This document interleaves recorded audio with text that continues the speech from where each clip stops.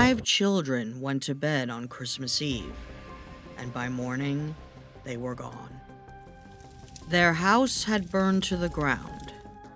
No bodies, nothing anyone could identify, no answers. Only a mother who refused to believe they were gone. This is Vanished Case Files, where we explore real disappearances that still haunt the people left behind. Today, we're looking at the mysterious case of the Sodder children.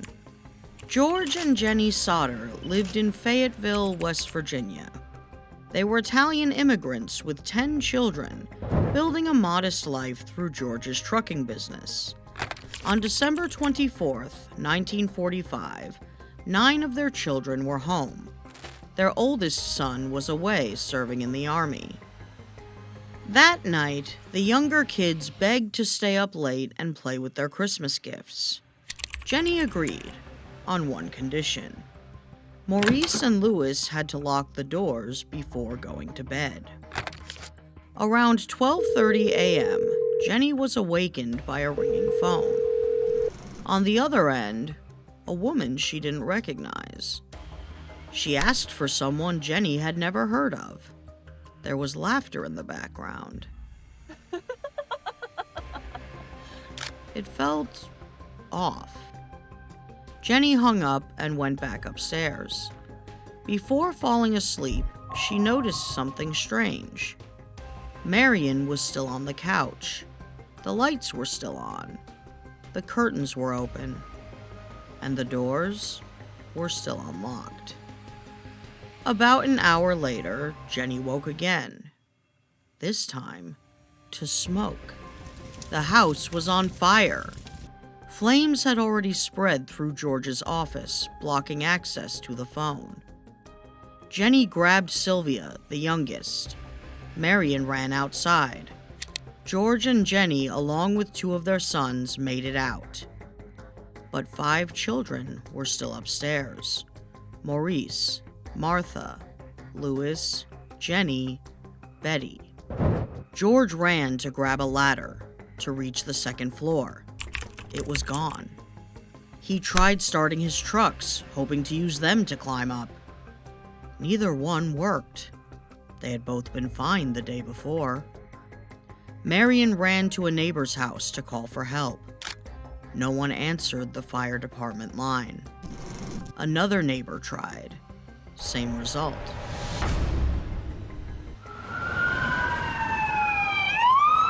Eventually, someone had to drive into town to find the fire chief. It took hours. Firefighters didn't arrive until 8 a.m., 7 hours after the fire began.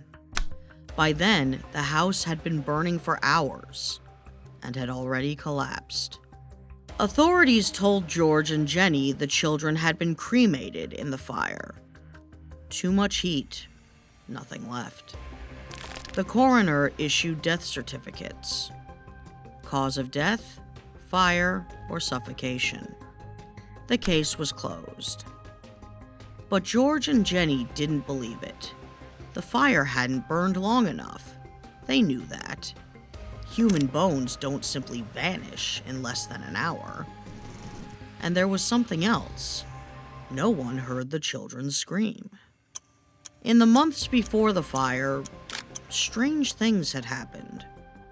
A man came to the house asking about work. He walked to the back and pointed at their fuse box. "This is going to cause a fire someday." But the wiring had just been inspected. It was fine. Another man, an insurance salesman, became angry when George refused a policy. He told him, "Your house is going to go up in smoke, and your children are going to be destroyed."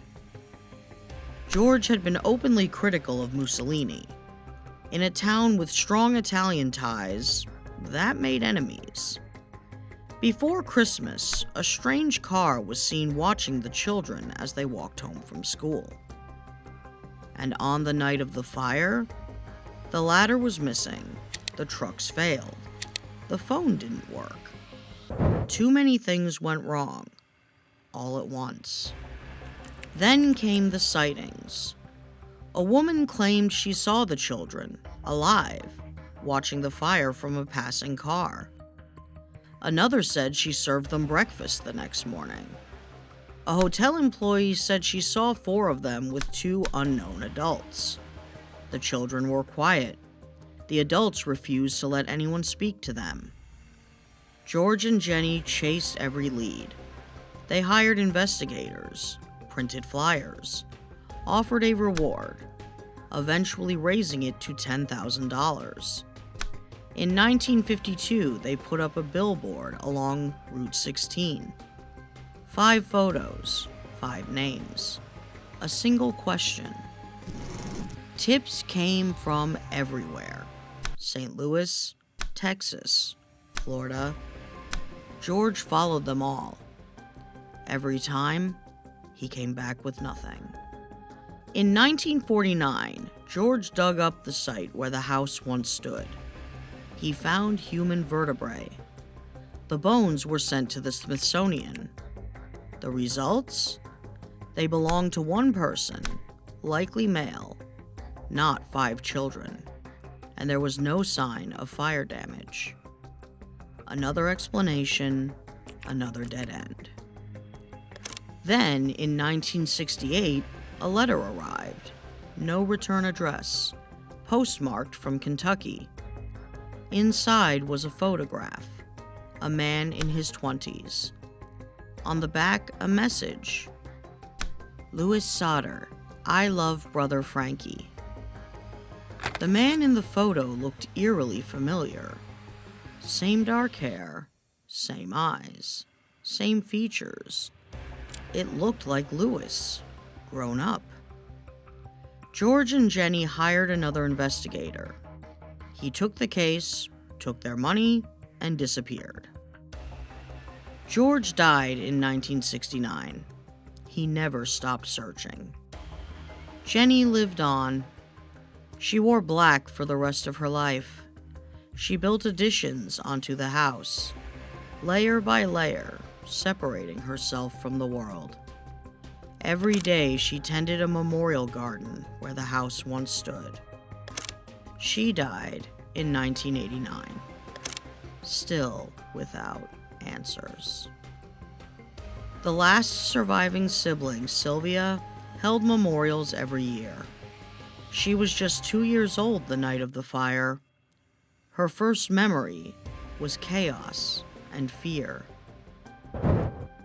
The official story says it was an accident, a fire, faulty wiring, a tragic loss. The family believes something else, that the fire was set on purpose, that the children were taken. The truth? Still unknown. 5 children went to bed on Christmas Eve. A house burned, no bodies were ever found, no one was ever charged, and nearly 80 years later, one question still remains. Where did the Sodder children go?